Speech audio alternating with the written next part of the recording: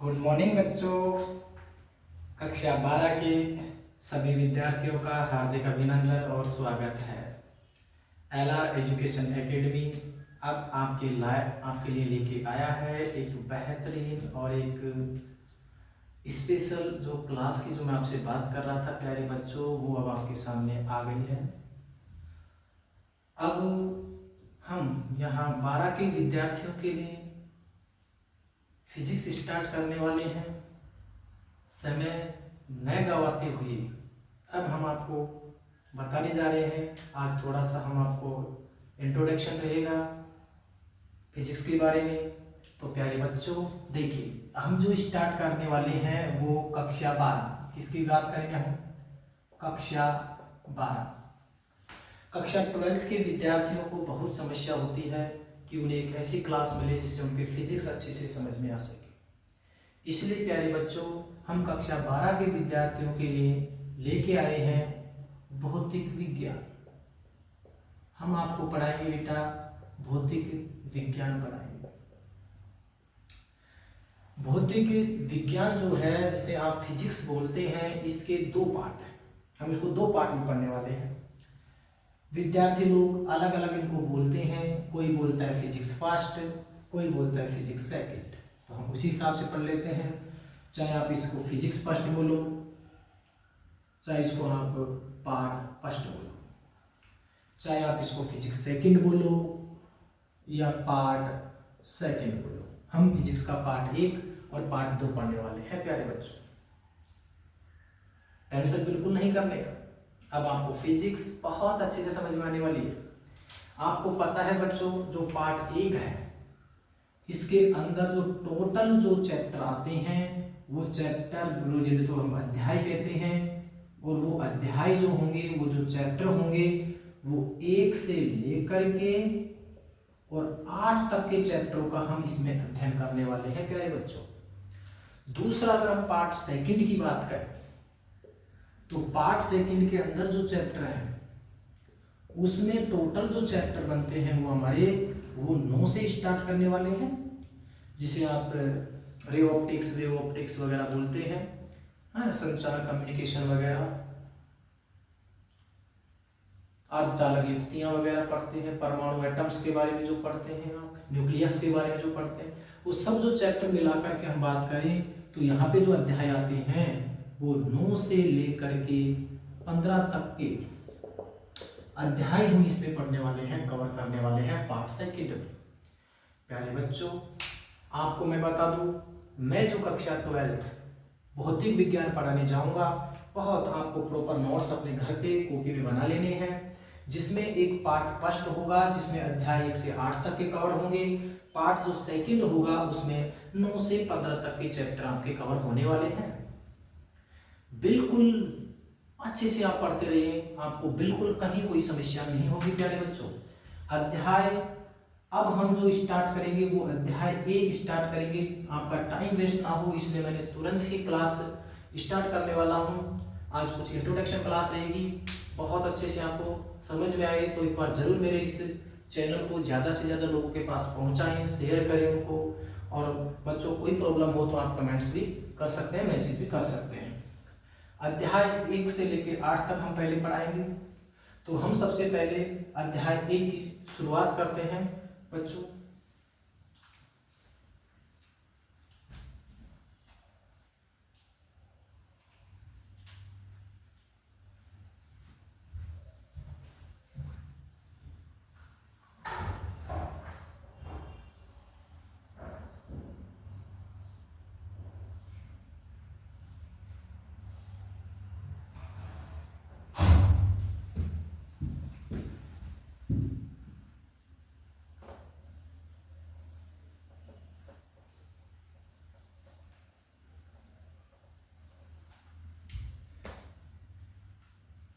तो प्यारे बच्चों, अध्याय नंबर 1 चैप्टर नंबर 1 की शुरुआत करते हैं। चैप्टर फर्स्ट, पता है बेटा उस चैप्टर फर्स्ट जो हम कह सकते हैं फिजिक्स, जो पूरा इसी के ऊपर टिका हुआ है, बार बार सामना करना पड़ेगा हमको इस चीज से। और उसमें एक जो चीज हम जो पढ़ने वाले हैं उसका नाम है वैद्युत आवेश, विद्युत आवेश तथा एवं क्षेत्र भी बोल सकते हैं। क्षेत्र, हम विद्युत आवेश की बात करने वाले हैं तथा क्षेत्र की बात करने वाले हैं। तो प्यारे बच्चों, ये जो आवेश है, सबसे पहले मैं आपको बता देता हूँ, ये आवेश क्या चीज है उसको समझने से पहले मैं आपको बताने वाला हूं। बेटा, आवेश को पढ़ने से पहले हम आपको ये बता देते हैं कि एक शब्द आता है स्तर और एक शब्द आता है गतिशील। गतिशील स्तर मतलब रेस्ट में, कोई चीज रेस्ट में हो, रुकी हुई हो, उसको स्तर कहते हैं। स्टैटिक कहते हैं, स्टैटिक कहते हैं उसको, स्टैटिक कहते हैं। एक गतिशील जिसे कहते हैं डायनेमिक। डायनेमिक, जब आवेश, ये जो आवेश है, ये आवेश अगर ये स्तर है तो उसे कहते हैं स्टैटिक। मतलब आवेश स्तर अवस्था में है तो उस फिजिक्स की एक ब्रांच बनेगी जिसका नाम होगा इलेक्ट्रोस्टैटिक।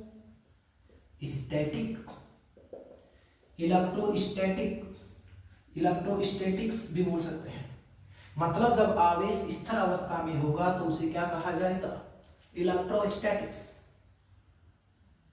जिसमें आप धारिता, विद्युत विभव, विद्युत क्षेत्र, इनके बारे में अध्ययन करेंगे।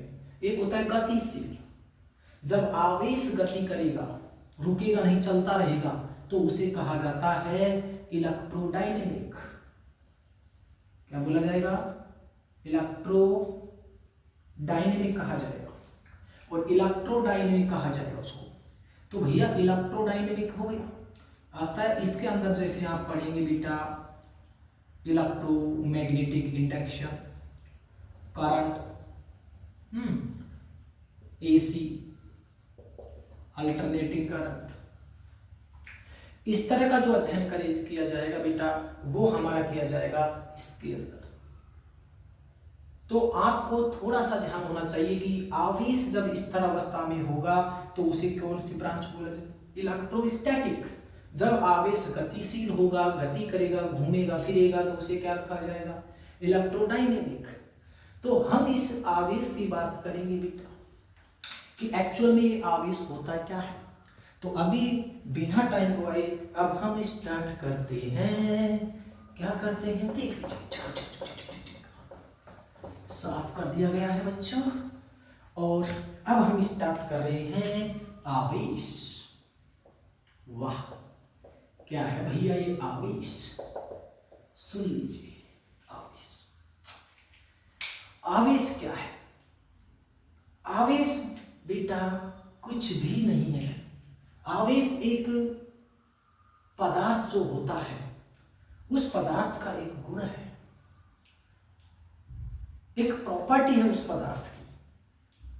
मतलब आवेश क्या है? Last stage. हाँ भैया, आवेश है पदार्थ जो होता है, उस पदार्थ के अंदर ही क्या है? आवेश है। मतलब पदार्थ का अभिलाक्षणिक गुण, अभिलाक्षणिक जो गुण होता है, पदार्थ का जो अभिलाक्षणिक गुण जो होता है, उसे क्या कहा जाता है? आवेश कहा जाता है। कुल मिलाकर के हम बोल सकते हैं ये कौन सी प्रॉपर्टी है? ये पदार्थ की मूलभूत प्रॉपर्टी है। मूलभूत बोले तो इंट्रिंसिक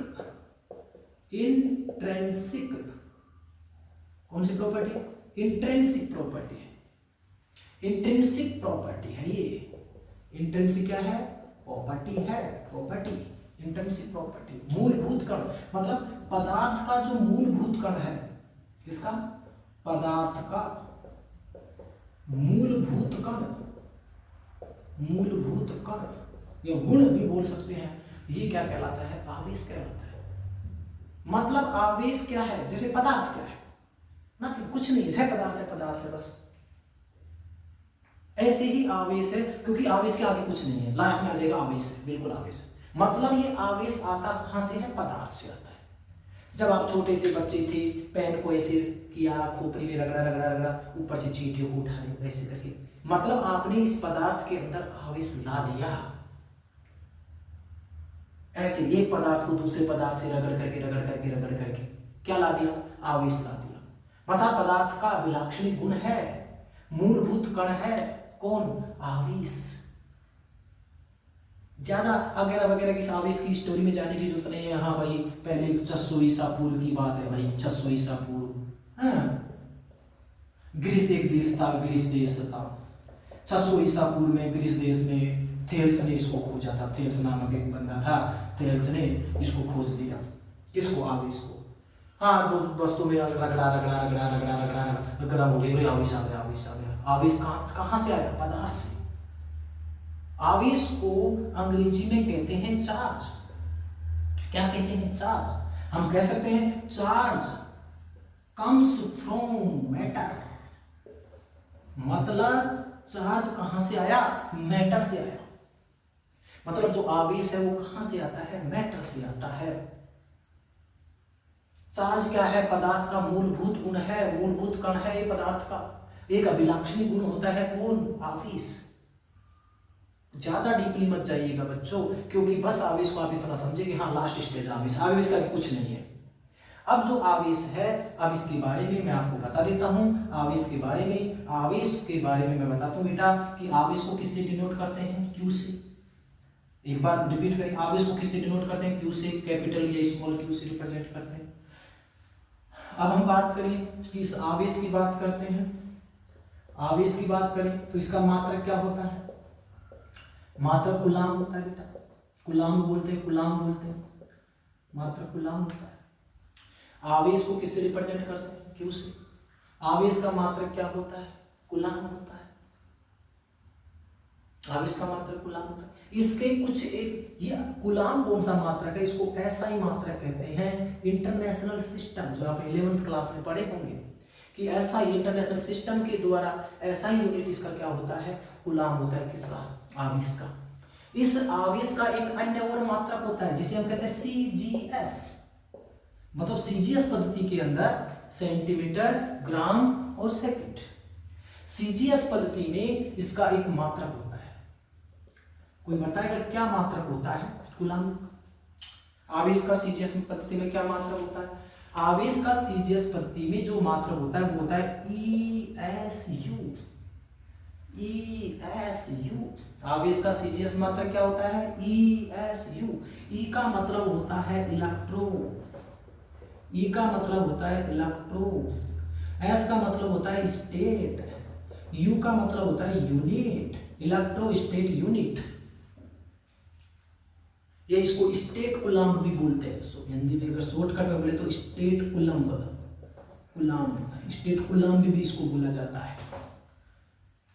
तो सर हमको बता दीजिए जल्दी से जल्दी कि जैसे 1 किलोग्राम में 1000 ग्राम होते हैं, तो सर हमें भी बता दीजिए कि 1 कूलाम में कितने ईएसयू होते हैं, इलेक्ट्रोस्टेट यूनिट। तो बच्चों 1 कूलाम में होता है 3 × 10⁹ ESU। हो गया याद? अब कभी नहीं भूलोगे ना कि जैसे 1 किलोग्राम में 1000 ग्राम होते हैं, वैसे ही 1 कूलाम में 3 × 10⁹ ESU इलेक्ट्रोस्टेट यूनिट होते हैं। प्यारे बच्चों, आज हमारा कुछ भी ज्यादा टेंशन वाली बात नहीं, हम तो सिर्फ आवेश को पढ़ रहे हैं। कैसा गुण है पदार्थ का? अभिलाक्षणिक गुण है। कैसी प्रॉपर्टी है? इंट्रिंसिक प्रॉपर्टी है, मूलभूत गुण से हमें कुछ नहीं। पदार्थ, आवेश क्या है? आवेश भैया कहाँ से आता है? मैटर से आता है, पदार्थ से आता है। आवेश कब खोजा गया? 600 ईसा पूर्व में ग्रीस देश में कोई थेल्स ने खोजा था। आवेश की क्या यूनिट होती है? आवेश का क्या मतलब, किससे रिप्रेजेंट करते हैं? क्यू से। आवेश का मात्रक क्या होता है? कूलाम।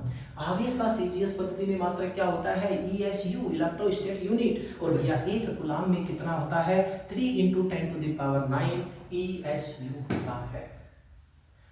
आगे बच्चों इसी को हम आपके सामने आगे और बढ़ाते हैं, और अब थोड़ा सा आगे और बढ़ाते हैं।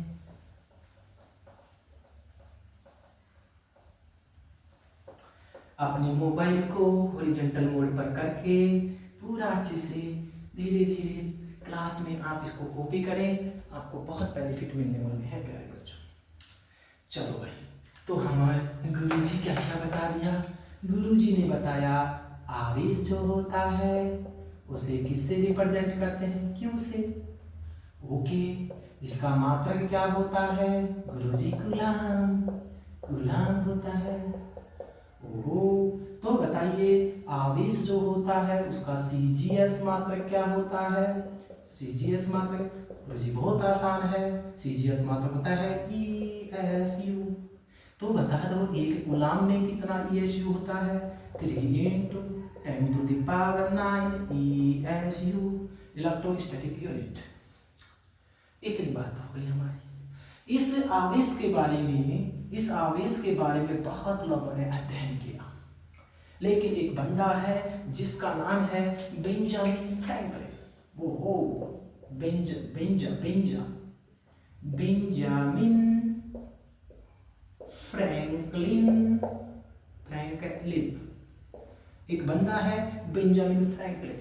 इसने बहुत ही अच्छी तरीके से प्रयोगों के द्वारा अध्ययन किया और बताया आवेश के बारे में बहुत बहुत अच्छी बात कि आवेश जो होता है वो 2 टाइप्स का होता है। 2 टाइप्स बोले तो आवेश के कितने प्रकार होते हैं, 2 प्रकार होते हैं। किसने बताया, बेंजामिन फ्रैंकलिन ने बताया। क्या बताया कि आवेश के 2 प्रकार हैं। डिस्कवर किया इन्होंने चार्ज को बेंजामिन फ्रैंकलिन ने, और इसने बताया कि आवेश के कितने प्रकार हैं, 2, एक पॉजिटिव, एक नेगेटिव, एक जो लोगों को बहुत बहुत प्लस प्लस, एक जो माइनस माइनस। तो मतलब एक धनात्मक आवेश होता है, धनात्मक आवेश। दूसरा प्यारे बच्चों कौन सा आवेश होता है, ऋणात्मक आवेश, ऋणात्मक आवेश होता है। एक पॉजिटिव, एक नेगेटिव, धनात्मक आवेश और ऋणात्मक आवेश। आपको पता है बच्चों, जब ये आवेश पॉजिटिव होता है, एक कैसा होता है, नेगेटिव होता है। कुछ इस तरह की बातें होती हैं, जैसे आपने पढ़ा है कि जब 2 प्लस प्लस पास नहीं आते हैं, एक प्लस और प्लस माइनस जब पास नहीं आते हैं, एक माइनस माइनस जब पास नहीं आते हैं, एक माइनस प्लस जब पास नहीं आते हैं। तो कहने का मतलब जब दोनों की प्रकृति हुई समान, कैसी हुई समान, कैसी हुई समान, आपस में एक दूसरे को रिपेल करेंगे। रिपेल मतलब कभी भी आकर्षित नहीं करेंगे। बोले तो इनके बीच में एक बल लगेगा जिसको बोलते हैं प्रतिकर्षण का बल।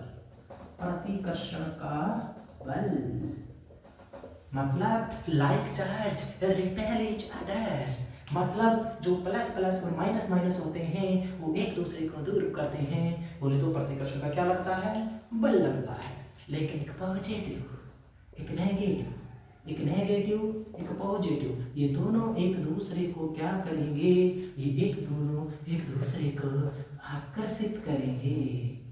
क्या करेंगे, आकर्षित। मतलब इनके बीच में कौन सा बल लगेगा, आकर्षण का बल लगेगा। किसका बल लगेगा, आकर्षण का बल लगेगा। एक दूसरे को अट्रैक्ट करेंगे। तो प्यारे बच्चों, हमने आपको आज थोड़ा सा आवेश के बारे में बताया। आवेश कितने प्रकार के, 2 प्रकार के, धनात्मक आवेश और ऋणात्मक। धनात्मक धनात्मक, ऋणात्मक ऋणात्मक, कभी भी पास नहीं आएंगे, एक दूसरे को दूर भगाएंगे, बल लगाएंगे। और एक पॉजिटिव और एक नेगेटिव, ये दोनों आपस को क्या करेंगे, आकर्षित करेंगे। लेकिन बड़े बच्चों, आपको मैं बता दूं कि जो ये आवेश है, इसको जब आपने कहा ये आवेश, ये कहाँ से आया, पदार्थ से आया। ये आवेश किससे डिनोट किया, क्यू से डिनोट किया, कई बार स्मॉल क्यू से भी डिनोट करेंगे हम। तो जो ये आवेश है ये डाइवर्ट होता है, डाइवर्ट होता है। जब तुम ऐसे माहौल में चले जाते हो तो तुम भी डाइवर्ट हो जाते हो। ऐसे ही ये आवेश जो होता है ये भी कुछ इसके कुछ होने लगता है। कहाँ, जब इसको 2 क्षेत्रों में रखा जाता है। कहते हैं ना, एक तो होता है विद्युत क्षेत्र, विद्युत क्षेत्र जब बात करेंगे तो क्या क्या चीजें हैं, विद्युत क्षेत्र, और एक होता है चुंबकीय क्षेत्र, चुंबकीय क्षेत्र। मतलब जब भी इसको दो क्षेत्रों में जब जाता है तो इसके ऊपर एक बल लगता है। इन सभी की हम चर्चा करने वाले हैं प्यारे बच्चों। अगर आपको आवेश के बारे में एक बार जरूर पढ़ना और कुछ समझ में आए और बहुत अच्छी अगर आपको एक क्लास लगी हो तो प्यारे बच्चों इस क्लास को ज़्यादा से ज़्यादा लड़कों के पास, हमारे जो 12th तक के बच्चों के पास हैं, ज़्यादा से ज़्यादा शेयर करें। थैंक यू क्लास, मिलते हैं नेक्स्ट क्लास में।